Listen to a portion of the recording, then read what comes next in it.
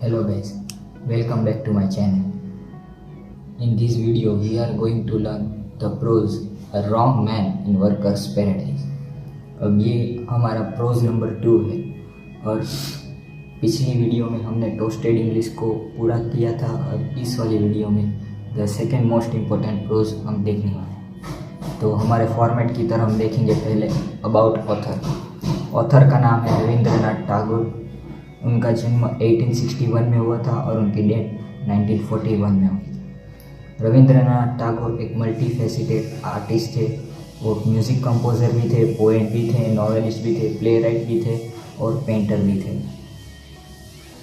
Rabindranath Tagore first Asian to receive Nobel prize. वो Asia के सबसे पहले आदमी थे जिनको एशिया में नोबेल प्राइज़ मिला था। उनको 1913 में लिटरेचर प्राइज़ मिला था जो गीतांजलि के लिए था। अब गीतांजलि एक सॉन्ग ऑफरिंग है। उन्होंने जितने भी सॉन्ग्स बनाए उस सब का एक कलेक्शन बना जिसको गीतांजलि का नाम दिया गया था। फाउंडर ऑफ शांति निकेतन रविंद्रनाथ टैगोर ने शांति निकेतन नाम की एक संस्था चालू की थी जो एक स्कूल थी और महात्मा गांधी जी ने उनको गुरुदेव के नाम से सम्मानित किया था। तो ये रहा अबाउट द ऑथर। अब आएगा अबाउट द प्रोज। अब प्रोज कहना क्या चाहता है? ये पूरा प्रोज एक आयरनी के ऊपर है, यानी कि एक कल्पना है जो रविंद्रनाथ टैगोर कहते हैं। इसका मेन पॉइंट ऑफ व्यू है आर्ट फॉर आर्ट से। इस स्टोरी में ऑथर कहते हैं कि भाई एक मैन होता है जिसने अपनी पूरी ज़िंदगी कुछ काम नहीं किया है और फिर भी उसे जब स्वर्ग में भेजा जाता है और वहाँ भी जो सेम प्रोसीजर उसको मिलती है, वहाँ भी उसको काम करने के लिए बोला जाता है और वो काम नहीं करता। पर वो जब अर्थ पे था तब भी वो आर्ट के यानी कि वो जो अदर वर्क करता था, काम के सिवाय के जो आर्ट के ऊपर जो फोकस करता, वो स्वर्ग में जाने के बाद भी वो आर्ट पे ही फोकस करता है। यही इस प्रोज का मेन कॉन्सेप्ट या लर्निंग लेसन है कि आर्ट फॉर आर्ट से। अब पूरा डिटेल में इसको समझते हैं।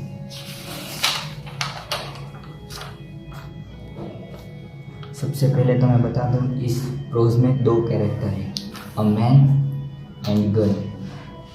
तो सबसे पहले देखते हैं कि मैन कौन है। A man never believe in utility, जो अपने टाइम का कभी सदुपयोग नहीं करता था। वो कुछ काम करता ही नहीं था। वो वैसा कह दो तो भी चलेगा, मस्त मगन था, हमेशा अपने आप की सुनता था, अपने मन की करता था। काम करना है तो करे, नहीं करना है तो करे, हमेशा एंजॉय करता था। अपनी लाइफ को एक अच्छे तरीके से जी रहा था, कुछ काम करना नहीं था, एकदम आलसी की तरह बैठे रहता था। स्कल्पचर वो बनाता था। वो एक ही काम करता कि स्कल्पचर जो मिट्टी के बर्तन होते हैं, मिट्टी के पॉट्स होते हैं, उससे अर्थिंग थिंग्स यानी कि मिट्टी अर्थ से रिलेटेड यानी कि शंख है वो है और शेल्स है, उसकी मदद से वो स्कल्पचर यानी कि पॉट्स वो सब बनाता था। लोग उसके ऊपर हंसते थे कि भाई ये क्या कर रहा है, काम धंधा छोड़ के ये सब कर रहा है। उसने कई बार ये चीज़ छोड़ देना चाहा पर उसका जो स्कल्पचर बनाने की जो रुचि थी उसकी वजह से वो छोड़ नहीं पाए। ये था मैन का कैरेक्टर कि मैन कैसा था वो। फिर उसकी डेथ हो जाती है और नोइंगली और अननोइंगली वो हेवन में यानी कि स्वर्ग में चला जाता है। अब हम सबको पता है जो पाप और पुण्य होता है, जो पुण्य ज़्यादा करता है वो हेवन में चला जाता है। पर स्टोरी में ऑथर ये कहते हैं कि जैसे एग्ज़ाम में होता है कि कोई कुछ स्टूडेंट बिना पढ़े ही पास हो जाता है, पूरा साल नहीं पढ़ते फिर भी एग्ज़ाम में पास हो जाते थे, वैसे ही इस मैन ने कोई पाप कोई पुण्य किया ही नहीं फिर भी उसको स्वर्ग मिलता है। और एरियल मैसेंजर जो होता है, जो दूत है, ये एक फिक्शनल कैरेक्टर एरियल मैसेंजर है। ये एक दूत है, ये पर्सन है जो अर्थ से लेके स्वर्ग में इस मैन को पहुंच जाता है। तो ये इसको स्वर्ग में भेज देता है इस मैन को, और वो भी एक वर्कर्स पैराडाइज में। अब वर्कर्स पैराडाइज क्या है? ये स्वर्ग की एक दुनिया है जिसमें सारे लोग पूरे दिन काम करते हैं, पूरे दिन काम ही काम करते हैं। वो कुछ एंजॉय करते ही नहीं, सिर्फ पूरे दिन जो काम उनको दिया जाता है वो काम ही करते रहते हैं। और ये था वर्कर्स पैराडाइज। अब नेक्स्ट कैरेक्टर है एक गर्ल का। गर्ल ये वर्कर्स के पैराडाइज जो स्वर्ग में, उसमें एक गर्ल थी जो हसलिंग पूरे दिन भाग दौड़ करती रहती थी, साइलेंट टोरेंट पे जाती थी। अब टोरेंट एक झरने का नाम है। झरना है, वो झील है। अब अर्थ पे जो झील होती है उसमें रिवर में साउंड तो आएगा, पर जो वर्कर्स पैराडाइज में जो झील है वो साउंड भी नहीं करती, वो इतनी साइलेंट है। वो डेली पिचर में पानी भरने जाता है। पिचर पॉट है जिसको पिचर बोलते हैं इंग्लिश में, उसको उसमें पानी भरने के लिए डेली जाती थी। रैपिड मूवमेंट करती थी लाइक स्ट्रिंग्स ऑफ गिटार। जब गिटार में जब हम बजाते तो स्ट्रिंग जितनी फास्ट मूवमेंट करती थी उसकी पैरों की मूवमेंट भी इतनी फास्ट थी। केयरलेसली है, वो अपने बालों पे इतना भी ध्यान नहीं देती थी कि अपने बाल को सजाए धजाए, उतना टाइम वेस्ट नहीं करेगा, पूरे दिन सब वर्क ही कर रहे थे। और ऐसी हसलिंग गर्ल थी। और ऐसे ही जब वो एरियल मैसेंजर ने उस मैन को वर्कर्स के पैराडाइज में छोड़ा, तब वो गर्ल की नज़र इस पे पड़ जाती है। और फिर जो कन्वर्सेशन होती है वो हमारा मेन स्टोरी है। तो देखते हैं उसकी कन्वर्सेशन। फिर सबसे पहले वो गर्ल उस मैन को, रॉन्ग मैन को पूछती है, you haven't any work in hand, have you, आपके पास कोई काम है?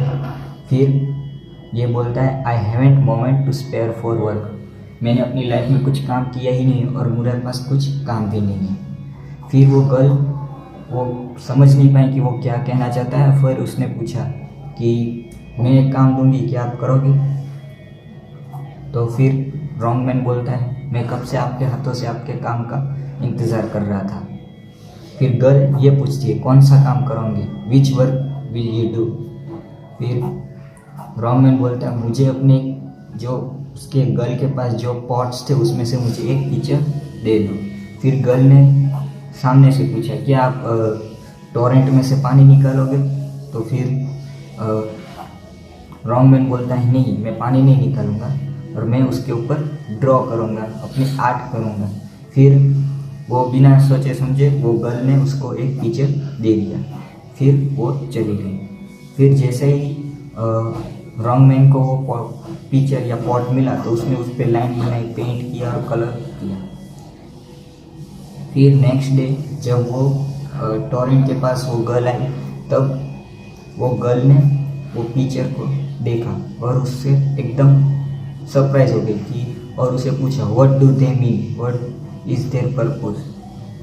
और रॉन्ग मैन को पूछा, आपने जो ये पॉट पे डिज़ाइन किया है, जो लाइन ड्रॉ किया, इसका पर्पस क्या है? तो वो रॉन्ग मैन ने बोला, नथिंग, इसका कोई पर्पस नहीं है, उसने ऐसे ही ड्रॉ किया अपने मज़े के लिए। और गर्ल सरप्राइज हो गई कि एक पिक्चर उसने ड्रॉ की जिसका कोई मीनिंग है ना कोई पर्पस। ऐसा रॉन्ग मैन के वर्कर्स के पैराडाइज में कुछ होता नहीं, सब मीनिंगफुल वर्क करते थे, सब पूरे दिन काम ही काम करते थे, कोई अपना टाइम वेस्ट ही नहीं करता था कि जिसमें कोई पर्पस ना हो। इसलिए अब आया स्टोरी का मेन ट्विस्ट पॉइंट कि जब गर्ल ने वो पिक्चर को देखा तब तो उसने कुछ रिप्लाई किया ही नहीं कि भाई पॉट को आपने क्यों ऐसे सजाया। फिर जब वो घर गई तब उसने पॉट को बारीकी से देखा कि डिज़ाइन कैसी है, कौन डिज़ाइन, पॉट का हर एक कोना की डिज़ाइन का उसने देखा कि ये डिज़ाइन का मीनिंग क्या होगा। फिर नेक्स्ट डे जब वो गर्ल गई टोरेंट के पास तब वो रॉन्ग मैन उधर ही था।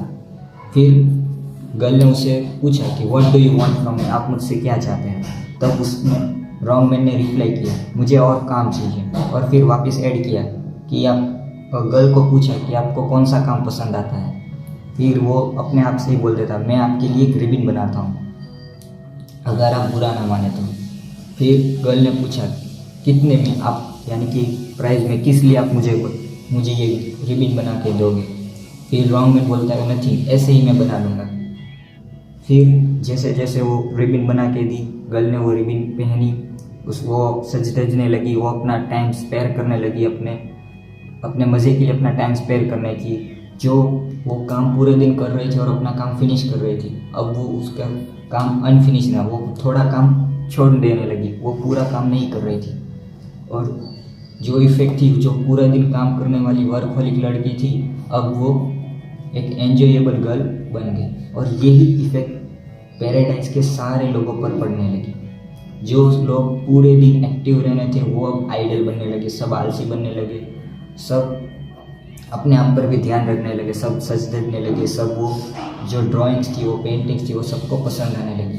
अब ऐसी जो चीज़ हुई, इससे जो पैराडाइज के जो एल्डर्स थे वो चिंतातुर होने लगे, क्योंकि ऐसी घटना पैराडाइज में कभी बनी ही नहीं। फिर उन्होंने मीटिंग बुलाई और मीटिंग में जब उसको रॉन्ग मैन को बुलाया।